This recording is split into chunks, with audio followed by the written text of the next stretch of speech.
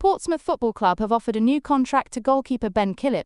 Pompey can also confirm that 5 first-team players will be leaving the club when their contracts expire this summer.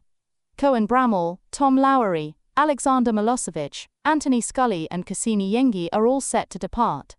In addition, Adil Aucic, Rob Atkinson, Cade Gordon, Isaac Hayden, Freddie Potts and Mark O'Mahony have returned to their parent clubs, following the end of their loan spells. Jordan Archer, Colby Bishop, Harvey Blair, Ibane Boat, Terry Devlin, Jacob Farrell, Abdullah Kamara, Paddy Lane, Callum Lang, Hayden Matthews, Tom McIntyre, Josh Murphy, Connor Ogilvie, Marlon Pack, Regan Paul, Matt Ritchie, Christian Sadie, Nicholas Schmid, Connor Shaughnessy, Toby Stewart, Riley Towler, Thomas Waddingham and Jordan Williams all remain under contract. Pompey head coach John Messineo said, "We would like to thank all those players leaving the club for their service, and wish them nothing but the best for the next stage of their careers. Cassini played a massive part in our memorable League One title success just over a year ago, while Anthony and Tom are both model professionals who I enjoyed working with greatly." Cassini Yengi's career is at a crossroads after the SOCCEROOS striker was released by English side Portsmouth on Monday. The former Adelaide United and Western Sydney forward arrived at Pompey last season, helping the club gain promotion from League One by registering 13 goals in 31 games. But following Portsmouth's move to the Championship, Yengi failed to score across just 14 games after battling hamstring and knee injuries. SOCCEROOS coach Tony Popovich is a noted admirer of Yengi and has identified the 26-year-old as a player who can be a point of difference for the national team. But Popovich will find it harder to pick the powerful striker if he doesn't secure a move where he can play every week. "He does offer something different to any other striker, any potential striker that we have," Popovich said earlier this month. "There's no one that has that frame or body. I'd love him to use it more. I'd love him to impose himself a lot more and actually impose himself on the defenders. But I think he needs to find somewhere to play regular football to do that. That's what I would like all the strikers to do. Find an environment where you can play regularly, where you're an important player. And if you're scoring goals, then regardless of where it is, it's something that we're always searching for." Cassini Yengi was one of 5 players released by Portsmouth on Monday. Pompey had an extension option in Yengi's contract but chose not to trigger the clause, allowing the striker to secure a move elsewhere. Fellow Australians Jacob Farrell, Tom Waddingham and Hayden Matthews remain contracted to Portsmouth, who announced Yengi was one of 5 players set to leave Fratton Park over the off-season. "We would like to thank all those players leaving the club for their service and wish them nothing but the best for the next stage of their careers," said manager John Messineo, whose side finished the season in 16th spot. "Cassini played a massive part in our memorable League One title success just over a year ago." In what's been a challenging 2024-25 season for Pompey striker Cassini Yengi, SOCCEROOS manager Tony Popovich has suggested a change of scenery might be the best path forward. Speaking candidly about the 26-year-old's future, Popovich believes regular playing time is crucial for Yengi's development and durability, something that's been hard to come by at Fratton Park this season. The comments come as Yengi prepares to join the Australian national team's training camp in Abu Dhabi, ahead of crucial World Cup qualifiers against Japan and Saudi Arabia next month.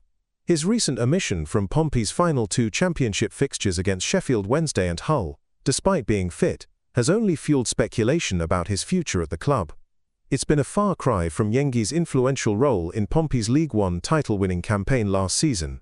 This term, he's managed just 14 appearances without finding the net, with injuries significantly disrupting his rhythm. A knee problem picked up on international duty in November sidelined him for 19 matches, while a recent hamstring issue during a SOCCEROOS camp cut short his international involvement.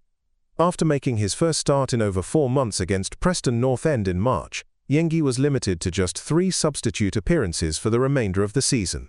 With Pompey yet to trigger their 12-month extension option on his contract, Popovich's stance is clear. He did very well in League One, so he can handle that Saturday schedule, Popovich told Australian media. The Championship, he's found harder to get minutes and harder to score goals. It's another level up. He needs to get some regular minutes somewhere and just be a striker that scores goals. He offers something different to any other striker we have. There's no one with that frame or body. I'd love him to use it more, to impose himself on defenders more. But finding regular football is key to making that happen. Yes, there's a good quote in there. It's almost hidden away about him having a wonderful frame and a wonderful body. And he is the kind of number 9 that you dream of leading your line, because he's big and he's flamboyant and he's fast, and you wouldn't want to face him if you were a centre half, because there's a dominance about his charisma and his personality, the way he struts his stuff, the way he celebrates goals with the faithful is peerless. Nobody does it better. So he's a talisman, they call it, don't they? Well, we've had talismanic centre forwards in the past, some of whom have worked fantastically well, such as the boy Hateley, going way back now.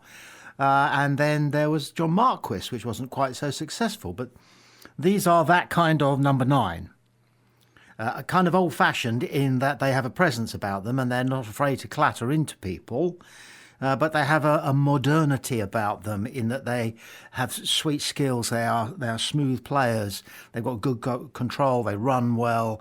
They've got a good cruising speed. They can get up there and pump it in at the far post, or at least they threaten that they can. Whether they do it often enough is another matter. And did we get the best out of Yengi? No. And whose fault was that?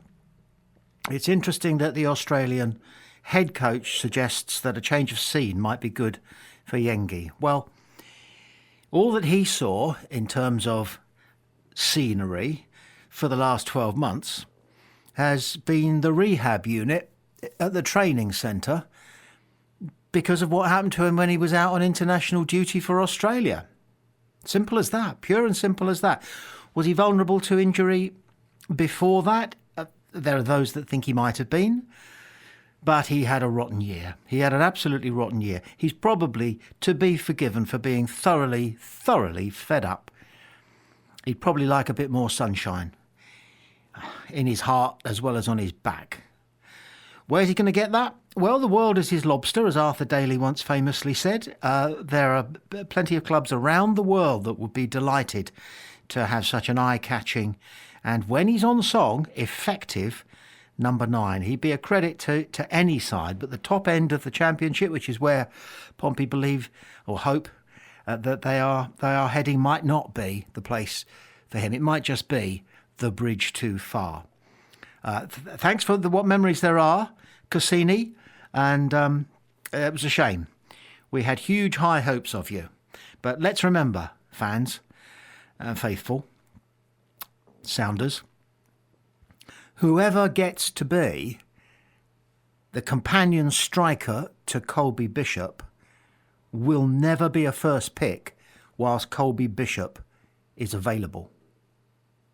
So whoever is coming in, and somebody may come in if we say goodbye to a couple of figures who tend to operate in that role as Colby Bishop's backup, whoever we get in is going to have to be content with playing at least the first half, possibly 2/3 of the season in the shadow of Colby Bishop and getting the odd run out with 12 minutes to go and Pompey are either 2 up or 2 down.